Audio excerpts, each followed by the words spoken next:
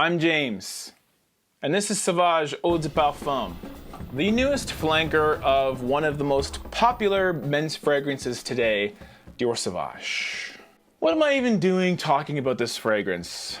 Dior Sauvage as a whole is the new Bleu de Chanel, which was the new Acqua di Gio by Armani. It has quickly become the top men's fragrance to recommend anyone if they wanted one solid fragrance that they can just wear all the time. A large part of its popularity is the fact that it tends to garner very, very good compliments, and due to its composition, it is very versatile as well. It has a citrus and aquatic freshness to it that is nuanced by a synthetic ambergris known as ambroxan. Ambroxan is a note that you'll smell in a lot of fragrances these days, but Dior Sauvage was the first one to do it in a heavy-handed manner. The Eau de Parfum concentration is just a little bit different than the original. Traditionally, Eau de Toilettes will project a little bit more, while Eau de Parfums will stay a bit closer to your skin. But for this one, I find the projection to be very similar. It projects very well for 4 hours, and the longevity is about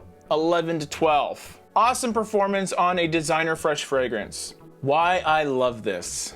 Compliments and performance aside, the Eau de Parfum really refines the original. Fragrance enthusiasts often complain that the original Sauvage was too metallic, synthetic, smelled like chemicals. It had a very, very sharp black pepper note that was abrasive to your nostrils. While the Eau de Parfum still has a lot of the original, don't get me wrong, it has been made a little more upscale by refining the sharp edges and rounding the corners a little bit, giving this a creamier dry down that won't bother you as much when you're wearing it, especially when you're wearing a lot of it.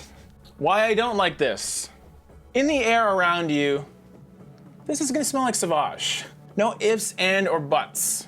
If you're looking for a fragrance that's a lot different, this isn't it. The reason the bottle looks so similar to the Eau de Toilette is because the fragrance is so similar to the Eau de Toilette. I really see no point in owning this and the EDT. Just would be a waste of money. Should you buy this? Yeah. Please clap.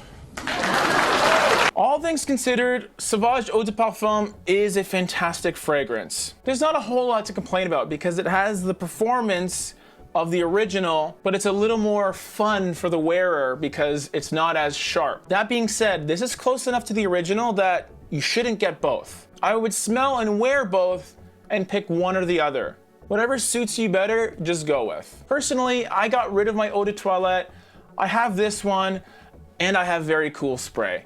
So I picked both ends of the spectrum, the really warm weather one and the cooler weather one, which is this one. The Eau de Toilette's nice because it's kind of in the middle, but you just gotta get over that tickly nasal action that it gives you.